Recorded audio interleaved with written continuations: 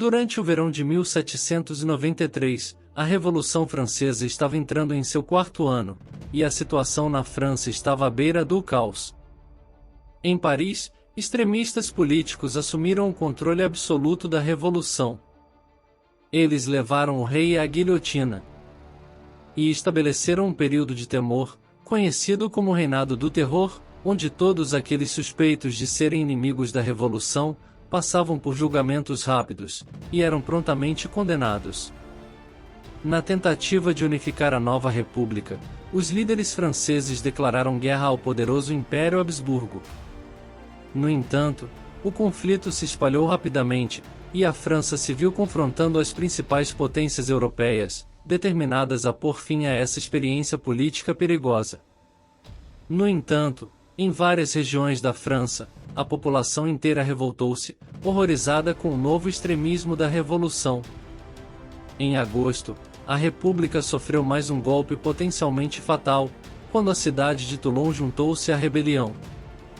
Toulon, que abrigava a maior e mais importante base naval francesa do Sul, com um terço de toda a frota francesa, agora abraçava o seu antigo inimigo, a Marinha Real Britânica, dentro de seu porto.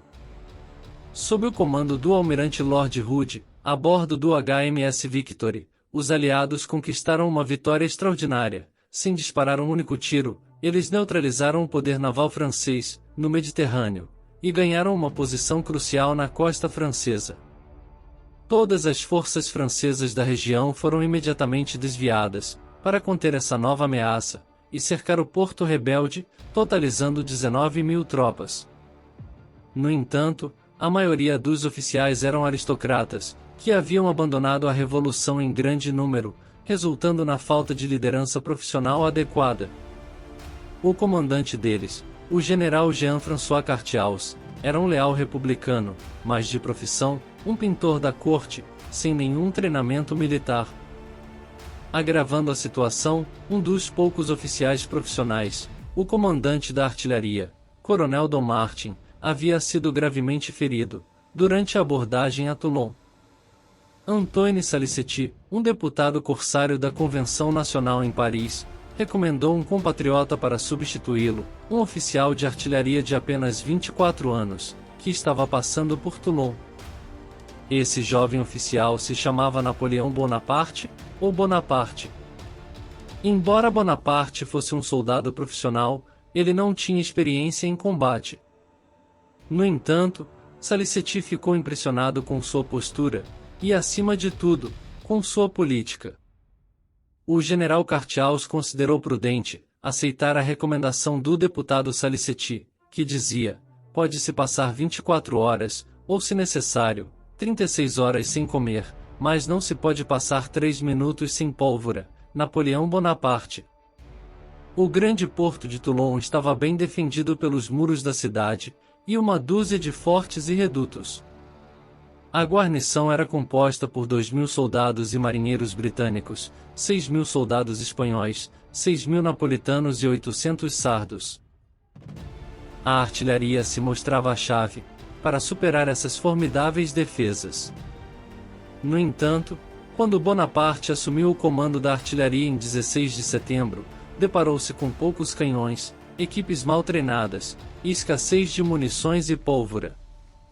Com energia e determinação implacáveis, Napoleão transformou a situação. Ele requisitou armas não utilizadas, treinou soldados de infantaria para operá-las, estabeleceu uma nova oficina e forja, e providenciou o transporte de 100.000 sacos de areia de Marsella, para a construção de novas baterias. Por meio de trabalho árduo, ele conseguiu aumentar sua força, organizando 64 oficiais e 1.500 soldados, para operar 100 canhões, obuses e morteiros. Em questão de dias, Bonaparte construiu 2 novas baterias avançadas, com nomes revolucionários sugestivos, La Montagne e Sans-Culottes, que colocaram o porto interior de Toulon ao alcance dos franceses e forçaram o almirante Hood a mover seus navios mais perto do porto. Napoleão também elaborou um plano, que permitiria contornar a maioria das defesas de Toulon, e garantir uma vitória rápida, algo que a República desesperadamente necessitava. Ele argumentou que se o forte La Guilhette, que vigiava o porto, pudesse ser capturado, poderiam ser colocadas nele armas pesadas, permitindo o bombardeio da frota britânico-espanhola ancorada. O almirante Hood seria obrigado a abandonar o porto, levando consigo os soldados aliados, em que Toulon dependia para sua defesa. O general Cartiaus reconheceu os méritos do plano de Bonaparte, e em 22 de setembro, as forças francesas lançaram um ataque ao Monte Cairo. No entanto, para a frustração de Napoleão, enquanto ele defendia um ataque com 3.000 homens, Cartiaus, indeciso, enviou apenas 400 soldados ao ataque. Não apenas o ataque foi facilmente repelido, mas também alertou os inimigos para o perigo iminente.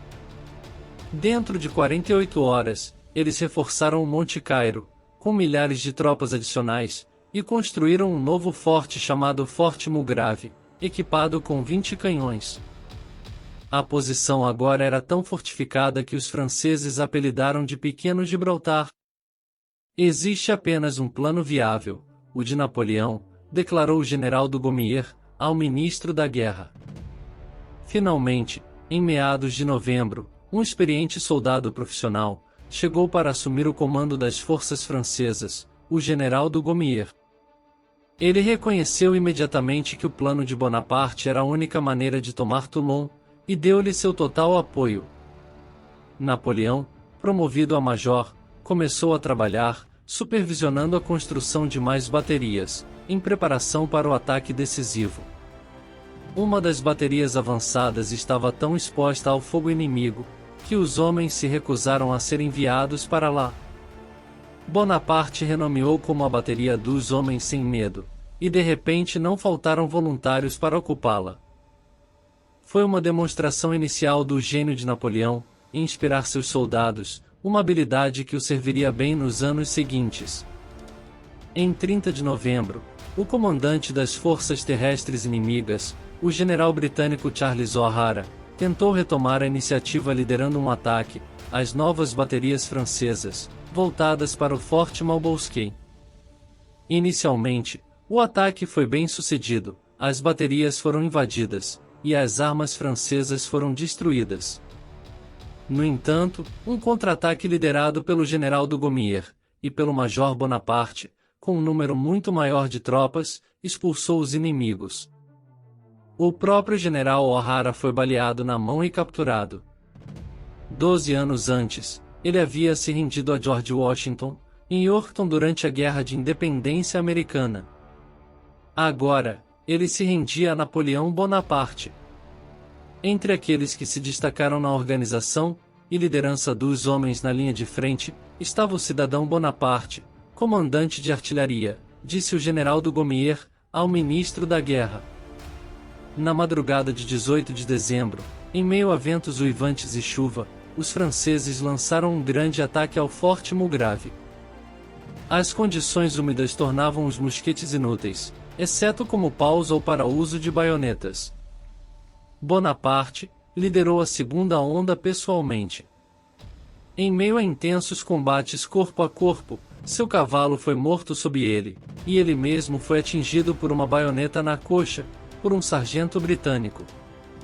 A ferida esteve a centímetros de acabar com sua vida, e mudou radicalmente o curso da história.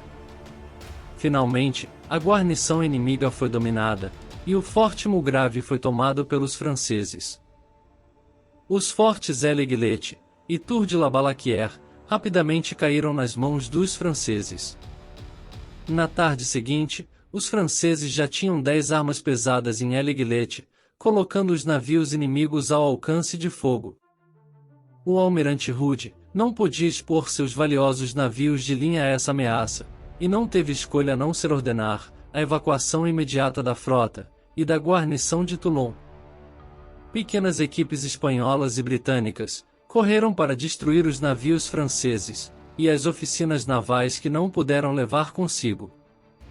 No entanto, em meio ao caos da fuga, 18 navios de linha foram deixados para trás e caíram novamente nas mãos francesas, uma oportunidade perdida. Muitos cidadãos franceses de Toulon estavam desesperados para escapar a bordo dos navios inimigos, sabendo que os republicanos infligiriam terríveis represálias à cidade. Os navios britânicos levaram tantos quanto puderam, cerca de 14.000 ao todo, mas alguns se afogaram em meio às cenas caóticas e desesperadas. Outros foram deixados para enfrentar a ira da revolução. Tropas republicanas entraram na cidade na manhã seguinte, e as execuções e os pelotões de fuzilamento começaram quase imediatamente. Nas 2 semanas seguintes, cerca de 200 pessoas foram executadas todos os dias. As nações inimigas, mais tarde atribuiu a culpa das atrocidades a Bonaparte, mas não há provas de seu envolvimento direto. Napoleão Bonaparte declarou: "As minhas previsões foram exatamente cumpridas." Tal é a história desse evento, que tanto espantou a Europa, e nunca foi bem compreendido. A recém-estabelecida República Francesa agora estava lutando em todas as frentes de batalha. Com a queda de Toulon, os inimigos perderam uma oportunidade de ouro, uma oportunidade de intensificar ainda mais a revolta, e dar um golpe significativo no poder francês, talvez até mesmo derrubando a Revolução. No entanto, a República Francesa resistiu a uma de suas maiores tempestades, em grande parte, graças ao notável julgamento, energia e coragem, de um oficial de artilharia de 24 anos, agora promovido a brigadeiro-general, em reconhecimento ao seu serviço extraordinário em Toulon. Essa vitória marcou o início da ascensão de Napoleão Bonaparte ao poder, e foi um dos primeiros passos em direção à sua futura grandeza.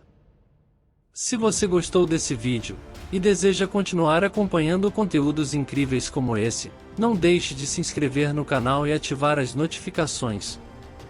Assim, você não perderá nenhuma atualização, e estará sempre por dentro de tudo que publicarmos. E não se esqueça de deixar o seu like.